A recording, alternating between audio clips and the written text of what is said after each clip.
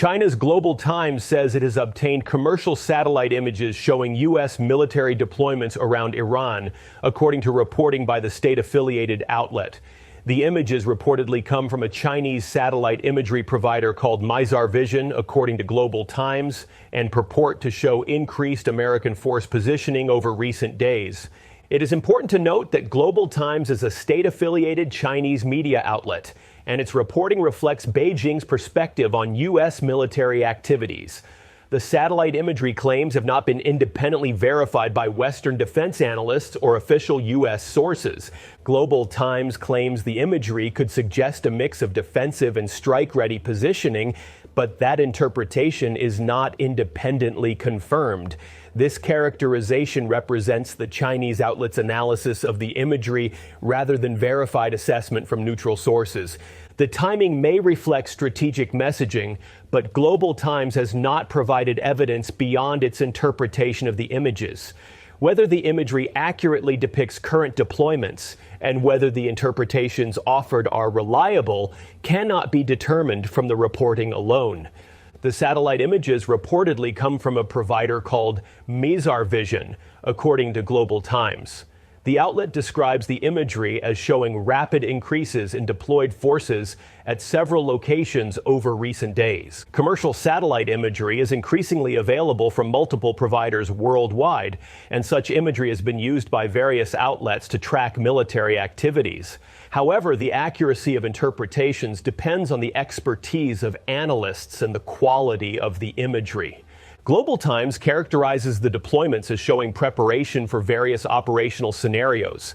This framing reflects the outlet's analysis rather than confirmed military planning from official sources. It can function as strategic messaging depending on how the images are framed and circulated. The release of such imagery by state-affiliated media during a period of elevated tensions may serve communication purposes beyond simply providing information. According to the Global Times reporting, satellite images from mid-January showed only modest U.S. contingents at Al Udeid Air Base in Qatar, Prince Sultan Air Base in Saudi Arabia, and naval facilities in Bahrain. The outlet claims that more recent imagery shows significant increases. At the earlier stage, only a handful of KC-135 tankers, C-17 transports, and a small number of fighter jets were visible on the ramps, according to the reporting. The Global Times characterizes this as a baseline before recent buildups. Global Times claims satellite imagery shows a sharp increase in the number of KC-135 refueling tankers parked at Al Udeid Air Base in Qatar by late January. Global Times says the imagery appears to show Patriot-related equipment at Al Udeid, but independent analysts and U.S. officials have not confirmed it. Similar claims about Patriot missile defense equipment were made regarding Ali Salem Air Base in Kuwait, according to Global Times. These claims about specific deployments have not been independently verified by Western defense analysts or U.S. officials.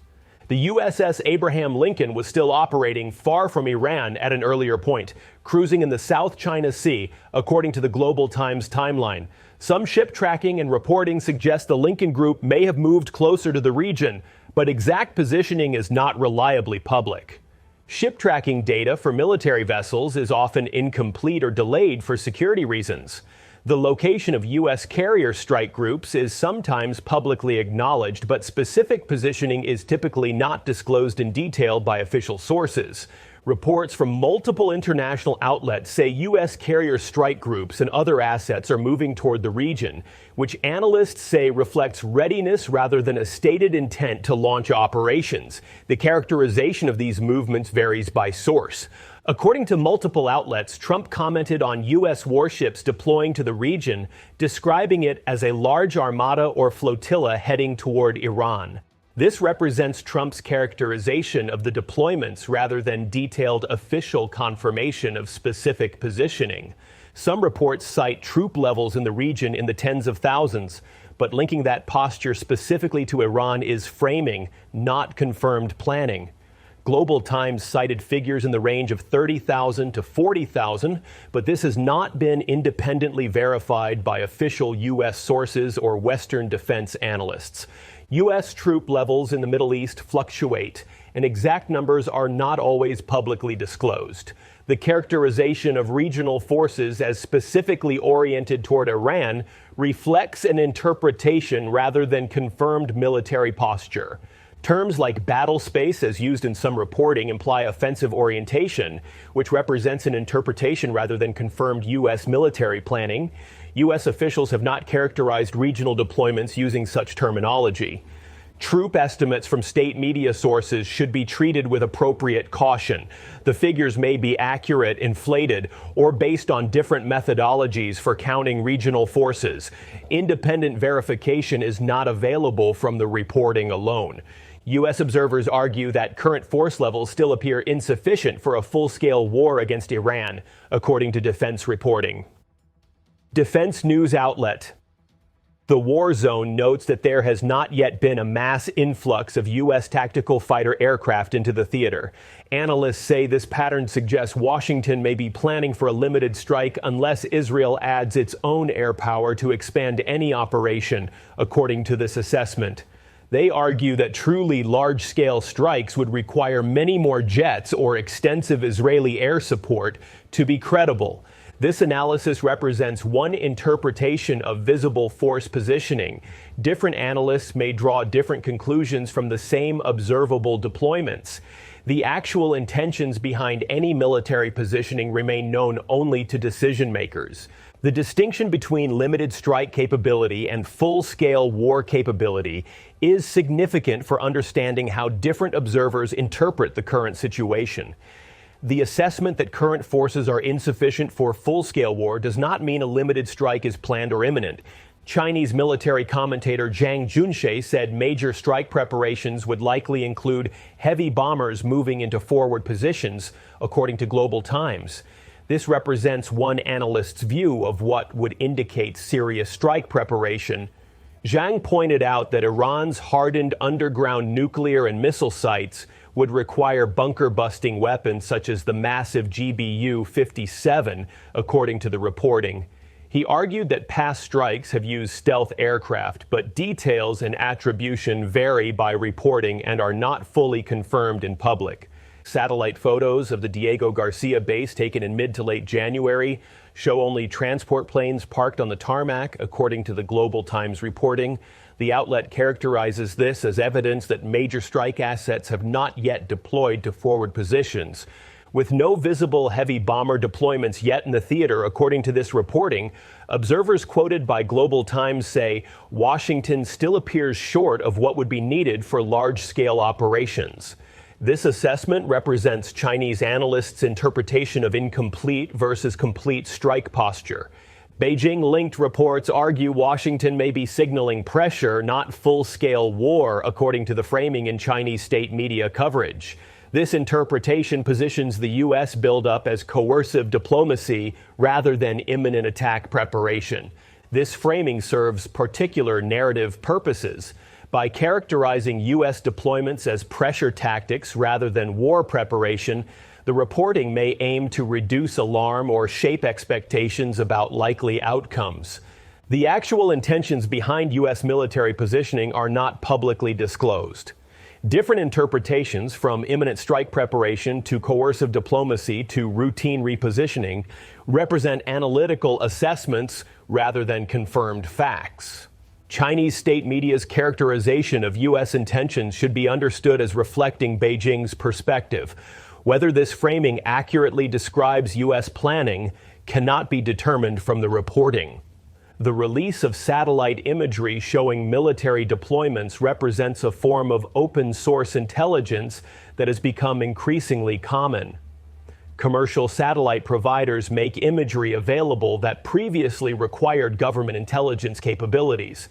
However, the interpretation of such imagery requires expertise, and different analysts can draw different conclusions from the same images.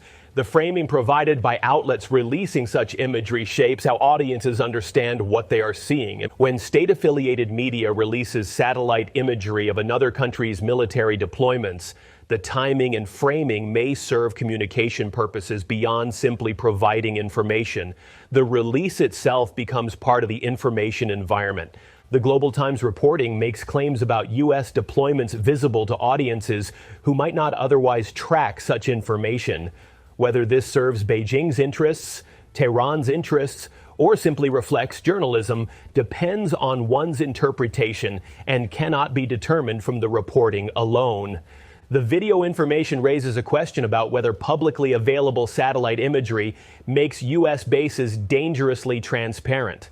This framing suggests that visibility creates vulnerability for American forces. Military installations in the Gulf region are well known and have been for decades. The specific question is whether detailed imagery of current deployments and equipment provides actionable intelligence that adversaries could exploit. U.S. military planners presumably account for the availability of commercial satellite imagery when positioning forces. The assumption that such imagery reveals previously unknown vulnerabilities may overstate the impact of commercial satellite coverage. However, the aggregation of open-source information, including satellite imagery, ship tracking, flight tracking, and social media, does create a more complete picture of military activities than was previously available to non-state actors in the public. Trump said the U.S. is moving a larger naval force toward Iran, describing it as a large armada or flotilla. We have a large armada flotilla, you can call it whatever you want, heading toward Iran right now, even larger than what we had in Venezuela, Trump said, according to reported comments. We're now sending actually a larger number of ships to Iran, and hopefully we'll make a deal. Trump said, according to the reported statements, if we do make a deal, that's good. If we don't make a deal, we'll see what happens. Trump's comments combine military positioning with expressed hope for diplomatic resolution. The framing presents military buildup as leverage for negotiation while maintaining pressure. This is consistent with coercive diplomacy interpretations. Then it's peace through strength, Trump said, according to reported comments. We don't want to use them, but if we have to use them, we will. The statement emphasizes deterrence and preference for non-military outcomes while maintaining threat credibility. Donald Trump claimed Iran backed off executing hundreds of detainees. Iran's top prosecutor has publicly denied the claim, and it cannot be independently verified. Trump said he intervened to stop executions, according to reported comments. I told them, if you do it, you're going to pay a price like nobody's ever paid before, and they pulled back, Trump said, according to reported statements. I appreciated that, but a lot of people are being killed. So we'll see what happens. Iran's top prosecutor has publicly disputed this claim, according to reporting on Iranian official responses. The specific details, the scope, the timing, and the mechanism of American influence represent Trump's characterization that Iranian officials have contested. Whether the claimed intervention occurred as Trump describes cannot be determined from publicly available information. The competing claims leave the matter disputed rather than verified. Iranian Army Chief Amir Hatami has issued warnings to both the United States and Israel, declaring Iran's forces are now at full defensive and military readiness, according to IRNA. The statement represents Iranian deterrence messaging during the current tensions. If the enemy makes a mistake, without a doubt, it will endanger its own security, the security of the region, and the security of the Zionist regime, Hatami said, according to IRNA. The warning emphasizes that Iran frames any potential conflict as having regional consequences. Hatami also pushed back against threats aimed at Iran's nuclear infrastructure. Iran's nuclear science and technology cannot be eliminated, he said, even if the scientists and sons of this nation are martyred. The statement asserts resilience against potential strikes. These statements represent the official Iranian military position during the current crisis. The warnings are consistent with Iran's broader deterrence messaging, emphasizing readiness and promising consequences for any attack. Iran warned ships it will conduct live fire drills Sunday and Monday in the Strait, according to international reporting. The exercises add another element to military activity in the region during current tensions. U.S. Central Command is calling on Iran's Revolutionary Guard to avoid dangerous and escalatory behavior, according to CENTCOM statements. The warning emphasizes that the Strait of Hormuz cannot afford miscalculation. CENTCOM says it will not tolerate unsafe actions, including high-speed approaches toward U.S. warships, low-altitude armed flyovers, or weapons pointed at American forces. The The message emphasizes professional conduct expectations. The Strait of Hormuz is a critical shipping corridor that handles roughly a fifth of the world's traded oil, making any incident there highly sensitive. The combination of exercises and military buildups creates potential for unintended incidents. Iranian media reported an explosion in Bandar Abbas, and separate reporting described a gas blast in Avaz. Claims of additional blasts elsewhere have not been independently confirmed. The incidents occur amid the elevated regional tensions. Two Israeli officials told Reuters that Israel was not involved in the blasts. The semi-official Tasnim news agency called rumors about an IRGC commander being targeted completely false, but authorities have not publicly identified the cause. Emergency teams transferred the injured to hospitals. A local official later reported at least one death and multiple injuries. The cause of the Bandar Abbas explosion remains under investigation, according to Iranian officials. The timing of unexplained explosions during a period of military buildup naturally invites speculation, but speculation should not be confused with confirmed information. The investigation continues and the cause remains officially unknown. Analysts increasingly predict that the odds of a limited, focused U.S. strike on Iranian targets may be rising, according to various defense assessments. This represents analyst opinion rather than confirmed planning. The distinction between limited strike and full-scale war is significant. A limited strike might target specific facilities while avoiding the kind of sustained campaign that would constitute war. Different force levels would be required for different objectives. The Global Times analysis suggesting current forces are insufficient for full-scale war, but may be adequate for limited strikes, reflects one framework for understanding the buildup. Other analysts may assess the situation differently. Whether any strike occurs depends on political decisions not revealed by military positioning alone. Force deployments create options, but do not determine whether those options will be exercised. Military positioning and diplomatic engagement proceed in parallel during the current crisis. Various diplomatic initiatives continue even as forces position and exercises are conducted. Turkey has offered to mediate between the U.S. and Iran during talks with Iranian officials, according to Reuters and other reporting. According to the pro-government Hurriyet newspaper, Erdogan's proposal was portrayed as positively received by Trump, but no official confirmation has been issued by the White House. Regional powers have engaged with both Washington and Tehran, urging restraint. The multilateral diplomatic activity reflects widespread concern about where the current trajectory might lead. The combination of military demonstrations and diplomatic activity is consistent with how crises are often managed. Neither military buildup nor diplomatic engagement necessarily indicates the final direction events will take. The release of satellite imagery by Chinese state media represents one element in a complex information environment. Multiple actors, including governments, media outlets, and analysts, shape how audiences understand the current situation. Chinese state media framing U.S. deployments as visible but insufficient for full-scale war serves particular narrative purposes. This framing may aim to reduce alarm, signal Chinese awareness of U.S. activities, or shape expectations. Iranian state media's deterrence messaging, emphasizing readiness and regional consequences, serves different purposes. American official statements combining military strength with diplomatic openness represent yet another communication strategy. Understanding the current situation requires recognizing that much available information comes from sources with particular perspectives and interests. Critical evaluation of sources and claims is essential. For observers tracking the situation, key uncertainties include: are the satellite imagery interpretations in Global Times accurate?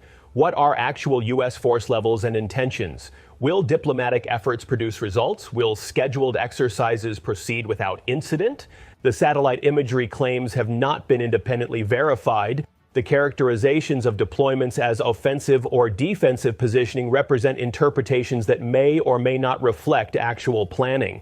Actual U.S. intentions are not publicly disclosed. The distinction between coercive pressure and strike preparation cannot be determined from observable force positioning alone. The broader trajectory toward escalation, toward de-escalation, or toward continued standoff remains uncertain. The information available from various sources provides fragments rather than a complete picture. The current situation involves multiple sources